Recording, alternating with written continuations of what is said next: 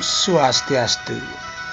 Baiklah anak-anak Pak Guru yang hebat, kembali bertemu dengan Pak Guru dalam pembelajaran daring yang anak-anak lakukan dari rumah. Baiklah anak-anak, hari ini Pak Guru akan lanjutkan materinya, yaitu tentang proses menghasilkan energi listrik dan cara menghematnya. Untuk menunjang pembelajaran ini, silakan anak-anak ambil buku pena atau buku paket, yaitu tema 4 ya. Proses menghasilkan energi listrik. Yang pertama ya, bahwa energi listrik itu timbul karena adanya listrik yang mengalir melalui suatu hantaran ya. Sumber utama energi listrik adalah adanya pembangkit listrik. Nah, pembangkit listrik dari kelas 4 kalian sudah mempelajari ada beberapa macam pembangkit listrik. Di antaranya yaitu pembangkit listrik tenaga air atau PLTA ya. PLTA sendiri menghasilkan energi listrik dengan cara memanfaatkan energi air yang mengalir ya. Nah, kemudian untuk pembelajaran di kelas 6 yang kita akan mempelajari lebih khusus adalah mengenai skema kerja PLTA tersebut, kemudian alur proses sampainya energi listrik ke rumah-rumah atau anak-anak dapat manfaatkan di rumah ya. Bagaimana skema kerja PLTA? Silakan anak-anak perhatikan gambar berikut ya. Nah, yang pertama ini ada waduk atau bendungan ya, ditampung, kemudian terjadi aliran yang deras ya, yang disebabkan oleh aliran air, baik itu air sungai, air terjun ya. Ini akan mampu menggerakkan turbin ya. Ini Pak Guru kasih tanda panah khusus ya, anak bisa lihat. Ini adalah turbin pada PLTA. Nah, turbin ini digerakkan oleh aliran air, terjadilah perubahan energi potensial menjadi energi kinetik. Energi potensial yaitu energi yang ditimbulkan karena posisi suatu benda, dalam hal ini air, kemudian mampu menggerakkan kincir air atau turbin sehingga terjadilah energi kinetik atau energi gerak. Nah, kemudian setelah itu yang kedua, gerakan kincir air atau turbin ini menggerakkan dinamo atau generator ya, yang kemudian membangkitkan listrik. Berarti dalam hal ini ya, ini yang Pak Guru tunjuk dengan tanda panah merah, inilah generatornya. Dalam hal ini generator di sini berperan untuk mengubah energi kinetik menjadi energi listrik. Nah, semakin cepat gerakan turbin berputar karena kecepatan aliran airnya, maka semakin besar pula energi listrik yang dapat dihasilkan. Kemudian yang ketiga, setelah energi kinetik dirubah menjadi energi listrik oleh generator, maka ya, energi listrik ini kemudian disalurkan ke rumah-rumah melalui proses yang disebut dengan transmisi listrik. Ini ya, yang Pak Guru tunjuk dengan tanda panah merah. Ya, demikian skema kerja pembangkit listrik tenaga air atau PLTA. Nah, Cara kerja PLTA ini ya ada di beberapa daerah khusus digunakan untuk memenuhi kebutuhan listrik warga sekitarnya saja. Nah, PLTA seperti ini disebut dengan pembangkit listrik mikrohidro. Sekali lagi ya, disebut dengan pembangkit listrik mikrohidro, di mana pembangkit listrik yang hanya untuk memenuhi kebutuhan listrik warga sekitarnya saja. Kemudian Pak Guru lanjut, yaitu skema penyaluran energi listrik.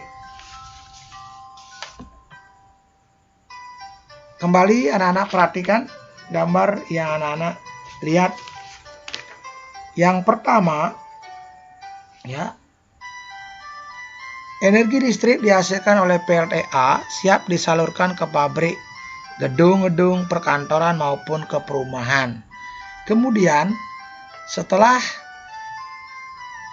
energi listrik dihasilkan oleh generator, maka energi listrik disalurkan terlebih dahulu melalui kabel-kabel besar yang terpasang di menara saluran udara tegangan ekstra tinggi atau sering disebut dengan SUTED ya. Apa itu SUTED? Betul sekali, menara saluran udara tegangan ekstra tinggi. Kemudian dari SUTED ini akan energi listrik kemudian dimasukkan ke dalam transformator atau trapo. Apa fungsi trapo? Trapo berfungsi untuk menaikkan dan menurunkan tegangan anak-anak. Nah, dalam hal ini ya sengaja energi listrik dinaikkan tegangannya karena yang keempat ya akan disalurkan ke dalam pabrik-pabrik yang membutuhkan energi listrik yang cukup besar. Nah, kemudian yang kelima, gambar kelima, energi listrik dari SUTED kembali masuk ke transformator untuk diturunkan tegangannya. Nah, dari penurunan tegangan itu kemudian disalurkan melalui kabel-kabel menara kecil ya. Ini setelah diturunkan oleh transformator baru akan disalurkan ke gedung-gedung perkantoran dan rumah-rumah penduduk yang umumnya menggunakan listrik tegangan yang rendah ya.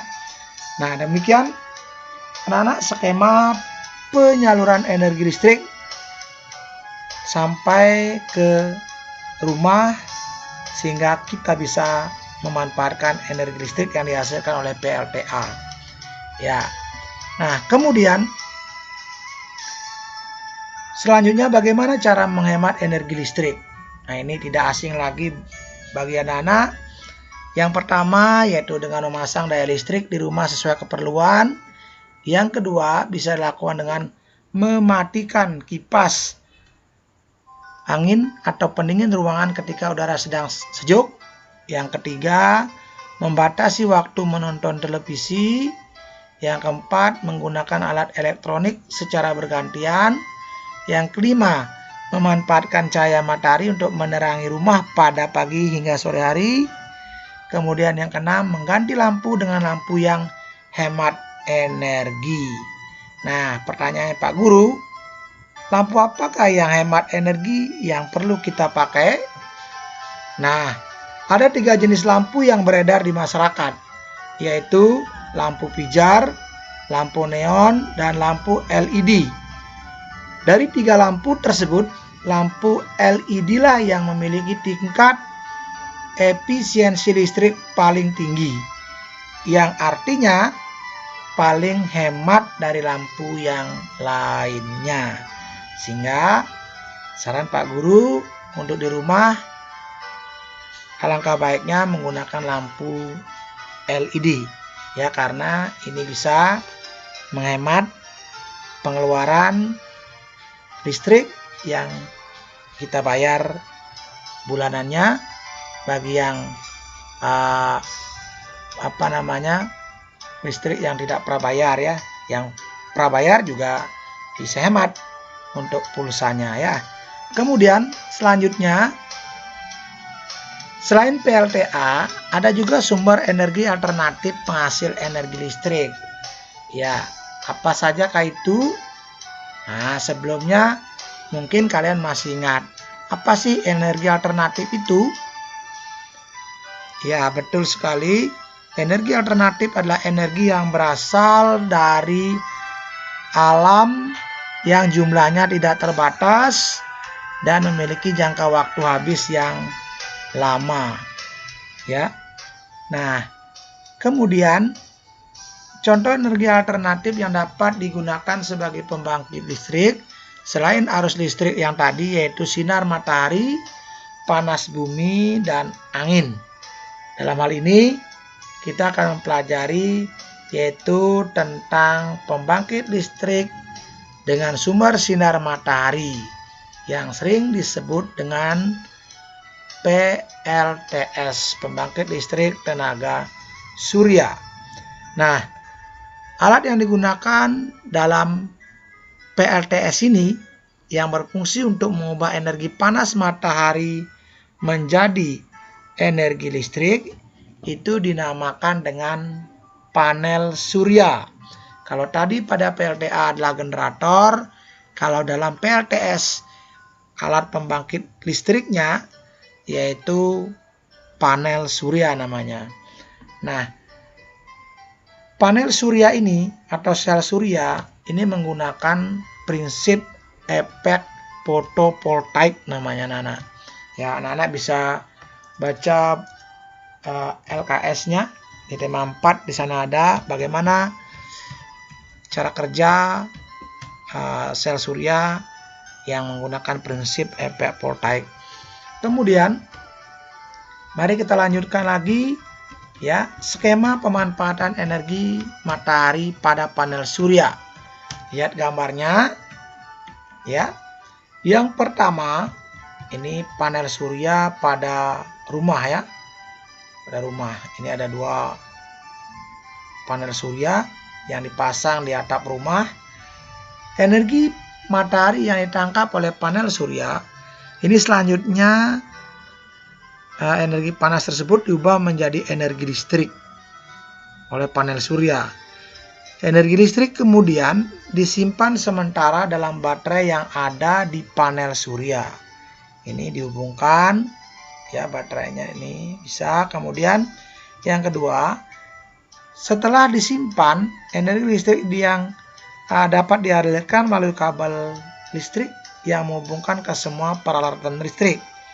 Ya, secara kerjanya sama persis dengan listrik di rumah-rumah kalian ya, atau rumah pemanfaatan listrik dengan PLTA tadi, cuman cara menghasilkan listrik lah yang berbeda ya.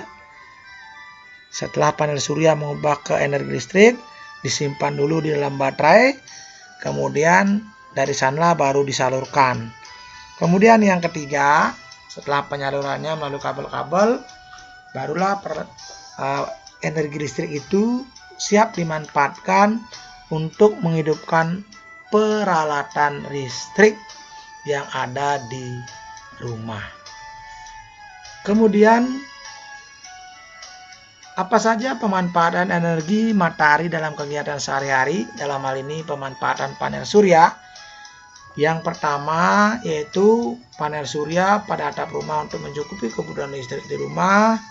Seperti tadi, panel surya juga bisa dimanfaatkan pada lampu lalu lintas ya. Yang ketiga, panel surya pada kamera pengintai CCTV. Yang keempat, panel surya pada lampu penerangan jalan. Yang kelima, panel surya pada mesin kalkulator. Dan keenam, yaitu panel surya juga dimanfaatkan pada penyimpanan daya atau power bank ya, yang bisa digunakan untuk mengecas HP dan lain sebagainya. Ya, baiklah anak-anak, itu saja materi yang bisa Pak Guru jelaskan pada hari ini mengenai proses menghasilkan energi listrik, proses menyalurkan energi listrik sampai ke rumah-rumah, kemudian cara menghemat energi listrik, kemudian proses menghasilkan energi listrik menggunakan PLTS, pembangkit listrik tenaga surya, atau dengan sumber energinya berupa sinar matahari. Kemudian pemanfaatan panel surya dalam kehidupan sehari-hari. Silakan anak-anak, sebagai evaluasi, kerjakan tugas terlampir yang sudah anak-anak dapatkan. Ya, tonton video ini dengan seksama sehingga pastikan anak-anak mampu menjawab tugas terlampir yang Pak Guru berikan. Sekian, terima kasih. Ya, tetap semangat, selalu jaga kesehatan. Pak Guru tutup dengan ucapan terima kasih. Om Santi, Santi, Santi Om.